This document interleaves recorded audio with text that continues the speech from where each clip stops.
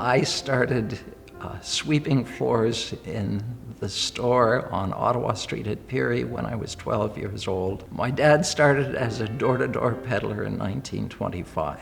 My dad was an immigrant Jew from Russia, came with virtually no schooling, knew that he wanted to move to a country where maybe he would be lucky enough to find a wife and to raise a family in a country that would allow the family to grow and to prosper.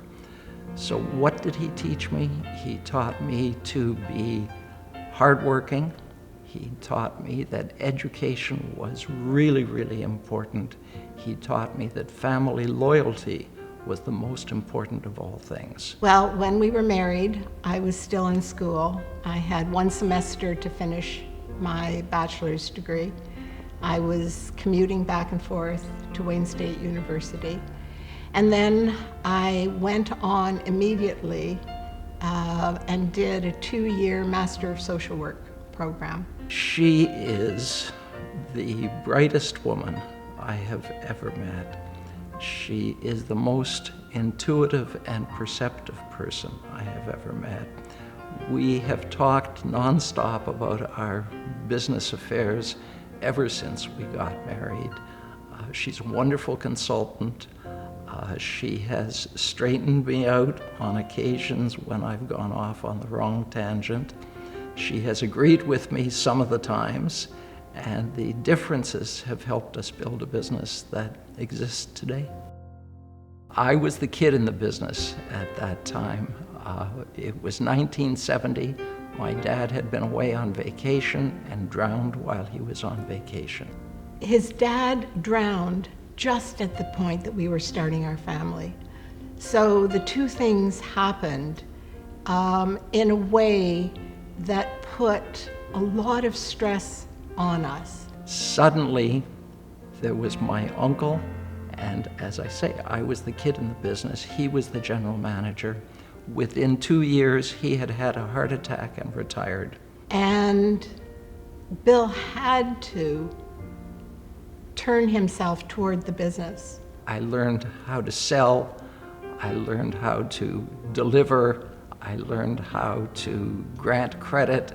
I learned how to collect on the credit. We had a staff of about 20 people at that time, and the word on the street was, now that Billy is there alone, Tepperman's will go bankrupt. It will no longer exist. That was the word. I didn't like that word. And so I did then what we have done every day of our lives since, and Rochelle put it best when she said, what you do is you get up in the morning and you do what you have to do that day. You go to bed, and the next day you start all over again. Initially, a lot of my time was spent in volunteer work in the community. And so that was the focus, really, for a number of years. And that took up my time in addition to being a homemaker and a mother and a wife. It was only as I developed skills and had the exposure from my volunteer activities that I learned things that I felt I could contribute in our business. And so little by little, I became more involved. Working with sons is a challenge.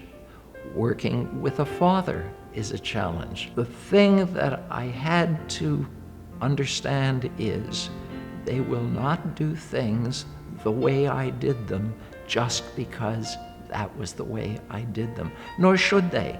And that's why the business has continued to grow and continued to develop. And it's very exciting to see Tepperman selling furniture and appliances and bedding to more people in more cities than ever before, and to be doing it better than they ever did. We are the store. The store is us. It provides us with this incredibly great opportunity when we're out in the community. Community is what has supported our business, and in turn, we have a debt to our community, just like we have a debt to Canada. Canada is a wonderful place. The community is a wonderful place. So we feel that compulsion and that good fortune to be able to say thank you and to repay. Anybody can open a store. Anybody can be a lawyer. Anybody can be a doctor. But if you do it just to make money, that's not success. But to do it in a way where you treat every human being the way human beings deserve to be treated, that I believe is success.